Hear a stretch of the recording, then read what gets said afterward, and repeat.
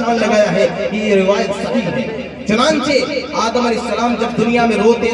رہے اللہ سے معافی مانگتے رہے، ایک دن ان کی زبان سے نکلتا ہے اے اللہ مجھ کو محمد کے وسیلے میں معاف کر دے، اے اللہ مجھ کو محمد کے طفیل میں معاف کر دے۔ اللہ کی رحمت کا تھا سمندر جوش میں آ جاتا ہے۔ اللہ کہتا ہے اے آدم دنیا کے سب سے پہلے انسان تم ہو، تم سے پہلے اس دنیا میں کسی کو نہیں بھیجا گیا، تم نے محمد کو کیسے پہچانا؟ تو سنو ایک 14 صدی کے مسلمانوں، سنو اے نبی کے چنگیالوں، سنو اے نبی کے عاشقوں، سنو اے شمع عشق کے پروانوں، سنو۔ آدم علیہ السلام نے جواب دیا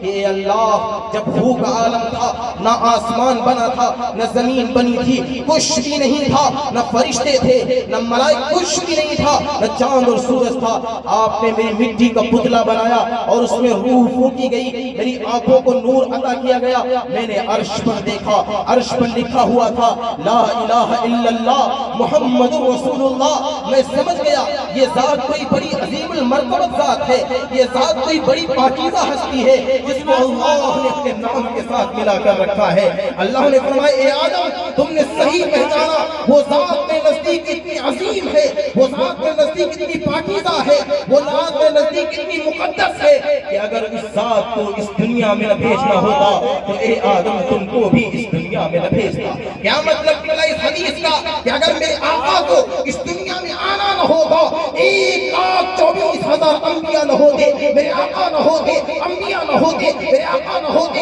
اتقیاء نہ ہوتے، میرے آقا نہ ہوتے، اصفیاء نہ ہوتے، میرے آقا نہ ہوتے، اخباب نہ ہوتے، میرے آقا نہ ہوتے، ابدال نہ ہوتے، میرے آقا نہ ہوتے، اغواص نہ ہوتے، میرے آقا نہ ہوتے، شمس و قمر نہ ہوتے، میرے آقا نہ ہوتے، جن و بشر نہ ہوتے، میرے آقا نہ ہوتے، ملائکہ نہ ہوتے، میرے آقا نہ ہوتے، اس کائنات کے ایک ذرے کو بنایا جاتا۔ وجود فطرت کے سرورق پر جو نام احمد رقم نہ ہوتا، یہ نقش ہستی ابھر نہ سکتی، وجود لوح و قلم نہ ہوتا۔ شاعر مشرق علامہ اقبال گویا ہے نہ ہو یہ پھول تو بلبل کا ترنم بھی نہ ہو، جبر یہ دہر کے کلیوں کا تبسم بھی نہ ہو، یہ نہ ساقی ہو تو پھر میں بھی نہ ہو، غم بھی نہ ہو، بس توحید بھی دنیا میں نہ ہو، غم بھی نہ ہو۔ خیمہ افلاک کا استادہ اسی نام سے ہے، نبض ہستی تپش آمادہ اسی نام سے ہے۔ جو کچھ دیکھ رہے ہیں ہم، یہ آسمان کی بلندیاں اور یہ زمین کا پانی پر بھی جانا اور یہ سمندر کی طغیانی اور موجیں اور یہ شیر کی دہا، یہ سانپ کے فنکار، یہ ساری چیزیں ہمارے اور آپ کے آقا کے صدقے اور طفیل پہ پیدا کی گئی۔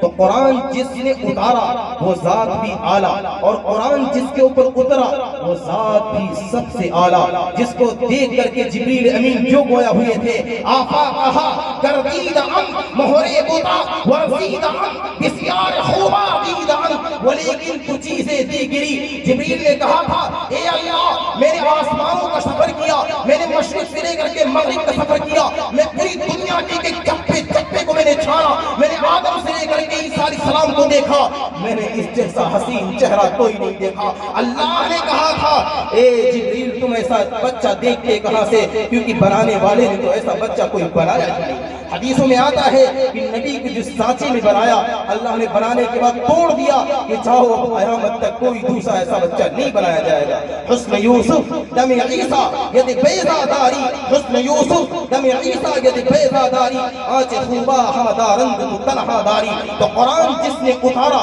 وہ ذات بھی سب سے اعلیٰ، قرآن جس پر اترا